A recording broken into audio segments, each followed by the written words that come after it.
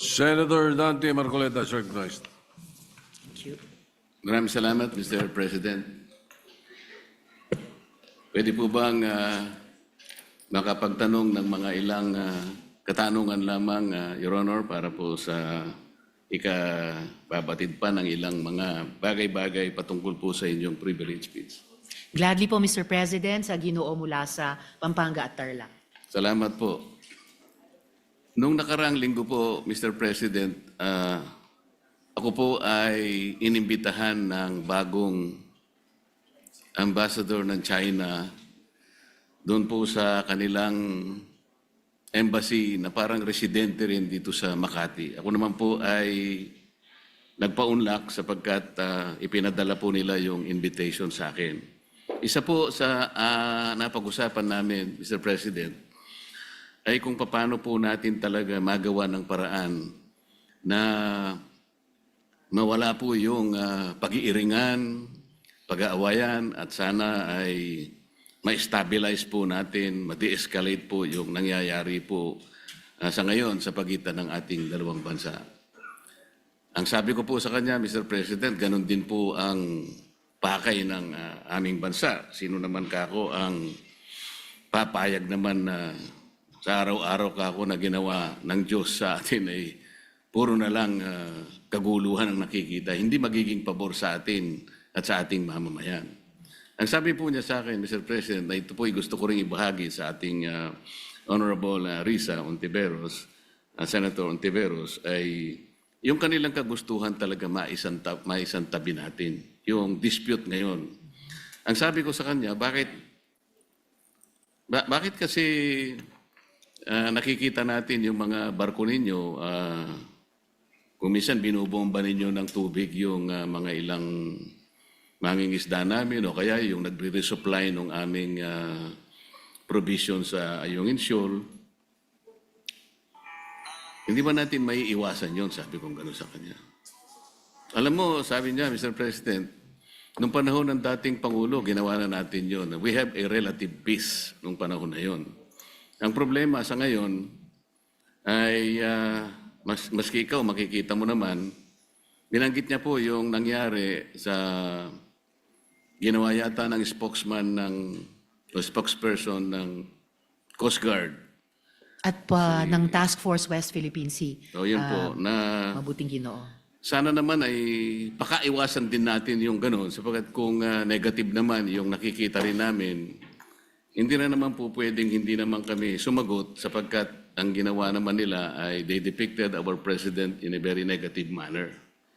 3 cartoons yun na siyempre Pangulo namin yun, hindi naman pwedeng hindi namin sansalain o sabihin man lang sa inyong pamahalaan, huwag naman ganito. Siguro, ang itatanong ko po sa inyo, Your Honor, si Ginoong Tariela po ba ang ating opisyal na tagapagsalita kung pag-uusapan ay ang relasyon ng ating bansa sa ibang mga bansa, particular na yung China? Salamat, Mr. President, at sa Mabuting Ginoo mula sa Pampanga at Tarlac.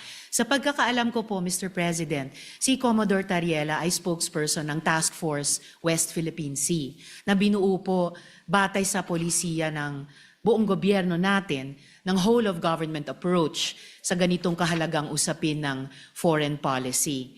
At dala po niya yung updated na dokumentasyon ng ating mga kung may positibo at unfortunately mas maraming negatibong mga engagements ng gobyerno ng China sa ating karagatan, lalo na yung paghaharas po sa mga barko at mga ibang vessels ng Philippine Navy at Philippine Coast Guard, yung pagkait po sa ating mga mangingisda ng access sa kanilang kabuhayan sa traditional na fishing grounds natin, yung pag-i-interest din po nila sa ating mga gas and oil reserves sa ilalim ng ating karagatan. At sa lahat po, so far, nang nasaksihan ko pong mga pananalita ni Commodore Tariela, batid ko po ang kanilang paguyod talaga sa pambansang interes ng ating bansa. Partikular dun sa incident na tinanong ng good gentleman mula sa Pampanga at Tarlac, Nagsasalita si Commodore Tariela sa isang forum, sa isa sa mga kolehiyo sa ating mga pamantasan at ipinakita niya kung paano kumikilos ang gobyerno ng China led by the Chinese Communist Party at kanilang kasalukuyang presidente. Kung pagpapakita lamang po ng visuals para gawing mas dramatic o graphic para sa mga estudyante, aba po, matagal na pong nanguna ang gobyerno ng China sa ating bansa at sa ating gobyerno, pati po sa iba't ibang mga opisyal ng ating gobyerno. For at least 1 decade, Mr. President, ang mga opisyal na pahayagan ng gobyerno ng China ay nagpapakita ng mga visuals din and overwhelmingly derogatory po ang kanilang mga ipinapakita. Nilalarawan ang presidente ng Pilipinas bilang isang megaphone lamang ng ibang bansa, dinodrawing na parang marionettes lang ang ating bansa at ating mga Navy at Coast Guard vessels ng interes ng iba pang dayuhang bansa. Wala pong ipinapakitang respeto at tahasang pambabastos sa ating gobyerno. So, dun sa idinaing ni Ambassador sa good gentleman mula sa Pampanga at Tarlac, di hamak na mas maraming dapat iwasto sa kanilang pakikitungo sa atin, hindi lamang sa karagatan, dun sa maraming insidenteng nabanggit na, kundi pati sa paglalarawan, literally and figuratively, sa ating gobyerno at ating bansa kapag nagsusumikap tayong magtahak ng isang independent at interdependent foreign policy, Mr. President. Salamat po sa inyong kasagutan, Mr. President. Alam ko po na si J. Tariela ay siyang tagapanguna ng Transparency Initiative sa ilalim po ng National Security Council ng ating bansa.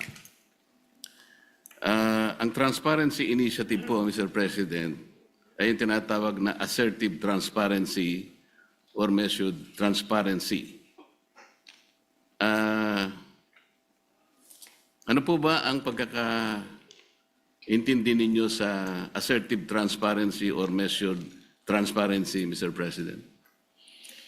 Sa pagkaintindi ko po, Mr. President, ang assertive transparency ay ibig sabihin, isa sa publiko, lahat ng mga importanteng engagement sa pagitan ng ating bansa at iba pang mga bansa, lalo na sa loob ng ating teritoryo. At particular dito, sa ating dynamic sa gobyerno ng China, ibig sabihin ay hindi magiging mahiyain ang ating gobyerno upang sabihin kapag nga may ganyang mga insidente tulad ng nagbunga ng pagkaputol ng daliri ng isang uniformed personnel natin, yung pansamantalang pagbulag at pagdinig sa ating mga personnel dahil gumagamit ng high-frequency radar o mga laser lights. At pati po yung gaya ng nabanggit na rin ng good gentleman mula sa Tarlac at Pampanga, yung pagkait na makaresupply tayo ng maayos sa ating mga personnel sa mga lugar sa loob ng ating karagatan at teritoryo. Na hindi tayo o hindi ang gobyerno magiging mahiyain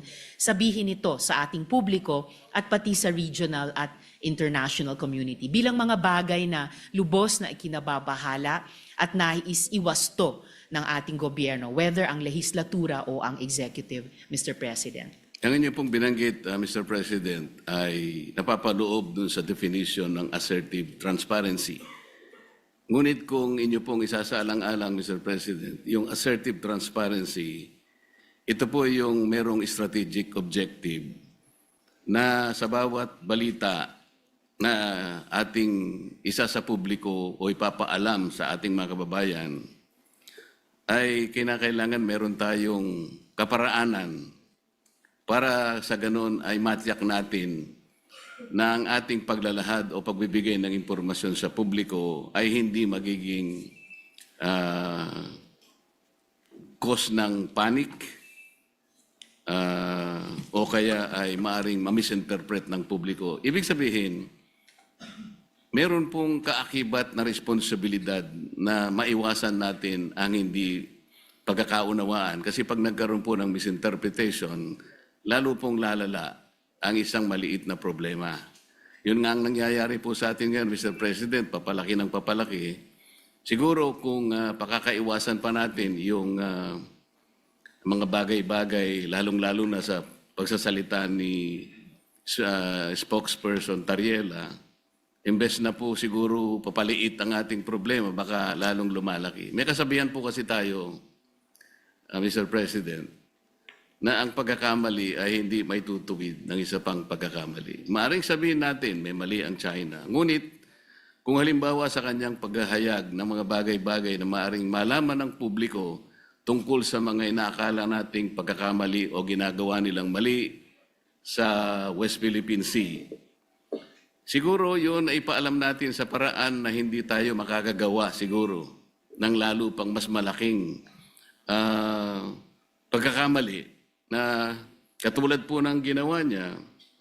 Kailangan po bang gumamit pa siya ng mga cartoon caricatures para ipakita niya ang Pangulo ng China sa isang negative at isang nakakahiyang mga pamamaraan. Alam po ninyo, Mr. President, dito sa ating tinatawag na West Philippine Sea na kinukuwenta nga nila yan, ito'y halos equivalent ng ating exclusive economic zone. Mas marami pa pong features ang Vietnam na okupado kaysa sa China. Meron din pong features na nasa loob ng ating West Philippine Sea na ngayon ay sinakop o occupied ng Malaysia. Tinanong nga ako ng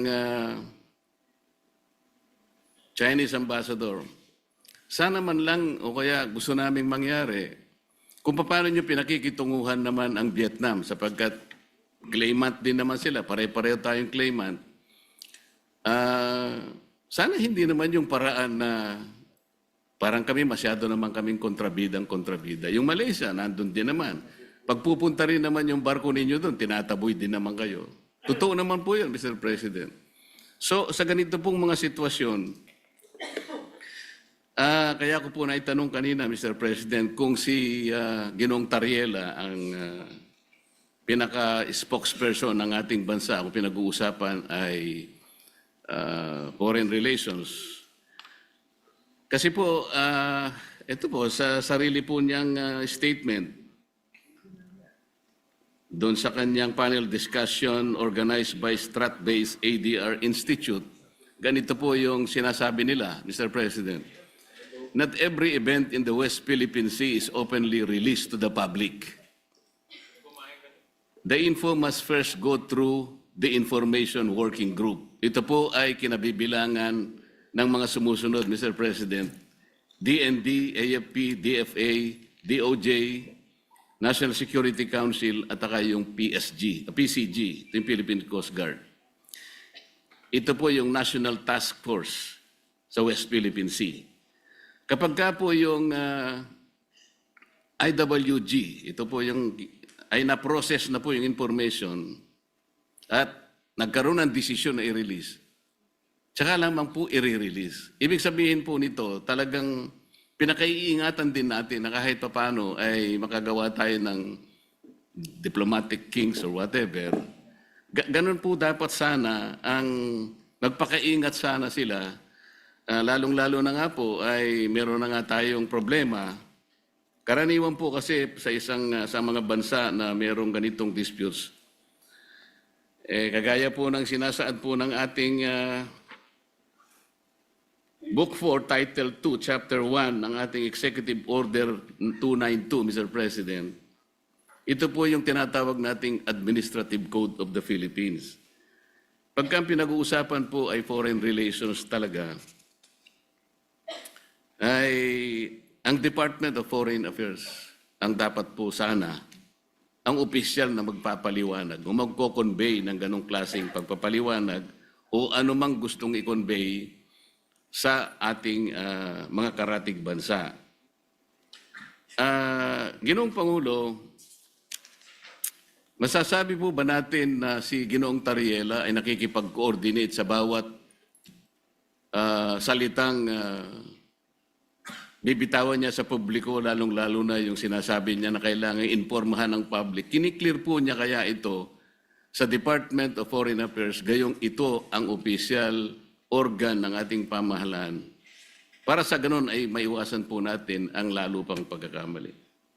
Sa tingin ko po, Mr. President, dahil meron tayong pong presumption of regularity, lalo na sa pagitan ng lehislatura at saka ng executive, opo, nananalig ako na nagko-coordinate si Commodore Tariela, nagko-coordinate ang buong National Task Force on the West Philippine Sea sa lahat ng mga departamento na bumubuo at gumagabay sa kanila, lalo na ang Department of Foreign Affairs. At bilang miyembro ng lehislatura, hindi po ako makikialam kung ano ba ang mga dynamics nila or kung maganda ba or hindi maganda ang kanilang working relationship on any one day or the other. Basta para sa akin po, bilang isang mambabatas, meron akong presumption of regularity dun sa pagkilos ng buong National Task Force on the West Philippine Sea, and in this particular case, lalo na kay Commodore Tariela. And i-shift po natin o lakihan po natin yung magnifying glass na meron po tayo ngayon. Ang problema po ay hindi kay Commodore Tariela. Ang problema talaga ay sa kondukta ng Chinese government sa kasalukuyang dynamics. Kung sumasakit ang loob nila dahil ayon sa kanila masyado naman silang kontrabida. I'm sorry, in this particular case, sila talaga ang pinaka-kontrabida. Hindi po nila pwedeng sabihin na mas marami namang ino-occupy ang Vietnam, may mga kasalanan din ng Malaysia. Opo, alam natin may iba't ibang claimant country sa buong South China Sea at yung iba ay kumbaga karibal din natin sa mga claims natin bilang Pilipinas. Pero hindi naman ina-attack ng Vietnamese Navy ang Navy at Coast Guard natin. Hindi naman dinedenay ng Malaysia ang mga mangingisdang Pilipino makapangisda sa sarili po nating karagatan. At I beg to disagree, Mr. President, with all due respect sa Ginoo mula sa Pampanga at Tarlac. Ang pinag-uusapan po natin at ang pinagmumulan nitong mga malalim na pagkabahala natin, hindi po ito maliit na problema. Napakalaking problema po nito. Isa sa malaking problema natin sa ngayon. At ayaw nating magpanik, ayaw nating mag-misinterpret. Pero saan ba nagsisimula ang maaring ikatakot? Saan ba nagsisimula ang hindi lang maaring, kundi nagigit talagang pagmumulan ng hindi pagkakaintindi? Yun po, in largest part, dahil sa kondukta ng Chinese government laban sa atin, lalo na sa karagatan, at ngayon, gaya po ng nabanggit ko kanina, pati na po sa internet, na kumbaga, sila nga ay nagiging problematic sa atin, gusto man natin pareho na lutasin ito, pero bukod sa ginagawa nila sa atin sa ating laot, sa Navy, Coast Guard, mga mangingisda, sa ating buong sambayanan, gusto pa nila patahimikin kapag may mga pinuno ng gobyerno sa executive man o dito po sa legislature na magrereklamo. Ang tawag ko po dyan, Mr. President, sa ugali ng Chinese government, gaslighting. Sila na nga ang gumagawa ng mali, mamasamain pa nila kapag pinuna ng ating panig, ng ating gobyerno, tayo pa ang may kasalanan at sila pa ngayon ang biktima. Classic gaslighting behavior po yun. Napaka-negative na psychology yan kung sa individual na tao po or kung sa interpersonal na mga relasyon. And dapat huwag gagawin yan, huwag gagamitin yung ganyang cheap tactic nila, lalo na po sa foreign relations. Lalo na kung totoong gusto nilang lutasin natin ng maayos ang hindi maliit, kundi napakalaking problema nito, Mr. President. Mr. President, sa tanong ko po kanina kung ikinukonsulta ni Ginoong Tariela sa DFA ang kanyang mga ginagawa at pagpapahayag sa publiko, at ang sinagot po ay siguro naman po, maaari sapagkat yung pong presumption of regularity. Alam po ninyo, nakausap ko ang Secretary of the Department of Foreign Affairs. Hindi po siya nakikipagkonsulta. Sa totoo lang, sa tansya ko po, nung nag-uusap kami, ayaw din po ng DFA yung ginagawa ni Ginoong Tariela. Nahihirapan nga po sila. Yun ang pagkakasabi sa akin. Dahil imbes na makatulong sa kanilang gawain at sa kanilang responsibilidad na panatilihin natin yung gawin ba nating kahit na medyo mahirap. Ang sabi ko nga sa Chinese Ambassador, Mr. President, alam kong mahirap ang kalagayan natin. Pero kung papayag ka na, ikaw baka ako naniniwala na pwede tayong magsimula na ang lahat ng isipin natin, lahat ng gawin natin ay mga bagay na pwede natin pagkaintindihan. Pwede tayong magkasundo. Doon tayo mauna. Iyon ba naniniwala ka? Naniniwala po sila, Mr. President. Kapag nagsimula tayo sa mga bagay na pwede natin pagkasunduan, halimbawa, sabi ko, yun na lamang kakong mga isda. Alam ko, kako, ang isda. Walang may-ari niyan. Common yan eh. Yan pwede nating pag-umpisahan sa pamagitan ng traditional fishing rights. Sapagkat yung prinsipyo niyan, sabi kong ganyan, although it is covered by international law, hindi ka ako pinag-uusapan dyan ng teritoryo. Kasi kapag ka ang pag-uusapan, napunta na sa teritoryo, problematic na eh. Pero pag-usapan muna natin ang mga isda. Sabi ko sa kanya, Sir President, nagawa ninyo sa Vietnam, nagkaroon kayo ng gulo dyan. Pero bakit nyo nagawa? Nagkaroon kayo ng agreement na partisyon nyo ang isang sukat ng karagatan doon sa Tonkin Gulf sa Vietnam. Nakagawa rin kayo ng ganyang klaseng pag-uusap at kontrata sa pagitan ng inyong bansa at ng Vietnam. Tungkol sa isda rin. At kahit may ang labanan ninyo sa pagitan ng Japan at ang bansa ninyo, nagawa nyo rin sa Japan. Ibig ko sabihin, meron tatlong pangyayari dito sa panig ng ating mundo na nagawa nating ayusin kahit isda lang ang pinag-umpisahan natin. Hindi ba natin pwedeng gawin dito sa ating bansa? Sabi niya, pwede. Kaya lang, pakaiwasan naman natin itong ganito kasi, sabi niya. Kami naman nakahanda naman kami. At alam ko, Mr. President, nabasa ko sa dyaryo kaninang umaga, 17 yata sa ating mga fishermen ang kanilang sinalba. Mga bagay na pwede naman nating pasalamatin din sila. Kasi po kung ako po, ayoko din ang ginagawa nila. At sinabi ko rin naman sa kanya ng harapan. Bilang Pilipino, sabi ko, masakit naman ka kung makita ko yung aming mga mangingisda na talagang kinakanyon yun ng tubig. Naintindihan naman namin yon, sabi niya. Kaya ang gusto namin, makagawa tayo ng mapagumpisahan natin. Ngayon, kung halimbawa si Commodore Tariela, habang nag-uusap tayo, nagpapakita ng ganitong mga memes at saka yung mga caricatures na negatibo, Mr. President, hindi po nakakatulong eh. So ano po ba yung ating moving forward? Wala na ba tayong gagawin kundi puro patotsadahan na lang? Hindi po makakabuti sa pagitan ng dalawang bansa natin. Kaya lang naman po ako tumayo para imungkahi ang ilang bagay-bagay sana na makakatulong. Maaring mahirap po sa umpisa. Ang imumungkahi ko nga po sana, Mr. President, kung meron po tayong panahon sa ating mga committee hearings, imbitahan po natin ang Coast Guard, ang Department of Foreign Affairs, at kung sino po ang may kinalaman dito sa West Philippine Sea o kung tawagin po natin ay Exclusive Economic Zone sa pagitan ng napaloob po sa South China Sea.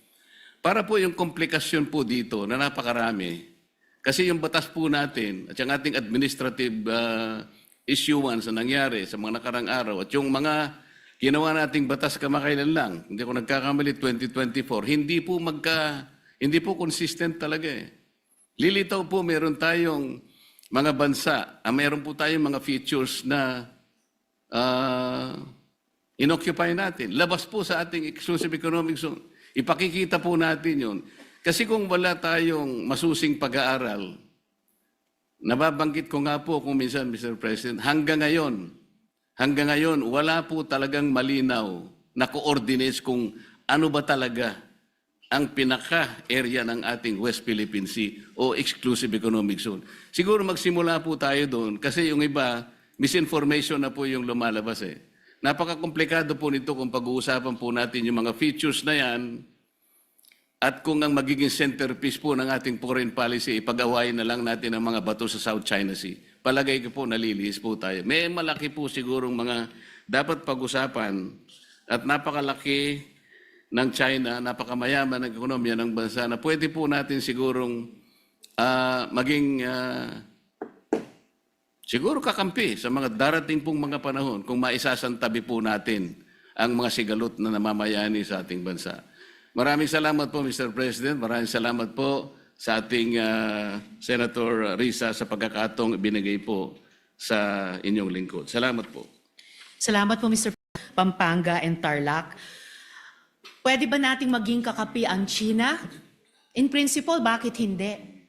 Pero pwede ba nating maging kakampi ang China kung ipagpapatuloy niya ang pinaggagawan niya sa ating karagatan, sa internet, at nagsimula na siya, laban na sa mga opisyal ng ating gobyerno, both sa executive at sa legislature. Wala akong maalalang previous incident, Mr. President, na kahit sinong ambassador ng ibang bansa dito sa Pilipinas ay nag-post sa embassy page nila ng ganyang banta ng kanilang spokesperson ng Chinese Foreign Ministry laban sa mga opisyal natin na nagsasalita lamang para sa pambansang interes. Pati kay Senator Erwin, meron na po silang post na Mr. Senator. Bukod kina Commodore Tariela, Senator Kiko, Representatives Chel at Laila, at sa akin din po. Pwedeng maging kakampi kapag itinigil yung ganyang mga gawi ng isang hindi kakampi, mga gawi ng isang hindi kaibigan, pwedeng maging kakampi. Hindi simpleng isa-isang tabi yung sigalot na sabi nila tayo ang may kagagawan, na kapag nagreklamo tayo, tumutol tayo sa kanilang maling gawi sa ating Navy, Coast Guard, mangingisda, bayan, sasabihin nila, masyado naman kayo isa-isang tabi niyo yan. Hindi po. Yan ang gustong mangyari ng isang bully tulad ng gobyerno ng China, na hindi sila maging accountable sa ginagawa nila sa atin at simpleng iaatras natin ang ating pagreklamo. Wala pong bully, whether sa playground o sa rehiyon o sa mundo, na nagrespeto sa binubuli niya, liban kung tumindig ang binubuli niya. At yan po ang ginagawa ng ating bayan, yan po ang ginagawa ng ating mga opisyal na ngayon nilalait-lait po ng Chinese government at ng embahada pa nila dito. Taliwas po sa mga obligasyon nila sa ilalim ng Vienna Convention on Diplomatic Relations. And again, Mr. President, in closing, I would like to take strong exception. Hindi po patutsada. Hindi po patutsada ang ginagawa ni Commodore Tariela. Hindi po patutsada ang ginagawa ni na Senator Kiko, Senator Erwin, Representative Chel, Representative Laila, ako at dumadami pang mga Pilipino. Hindi po patutsada lang yan, Mr. President. Yan po ay seryoso at marubdob at sa kaso ni Commodore Tariela matagal nang pagtutol sa maling pagtrato sa atin ng ibang gobyerno at pagtaguyod po sa interes ng ating bayan. So, maraming salamat.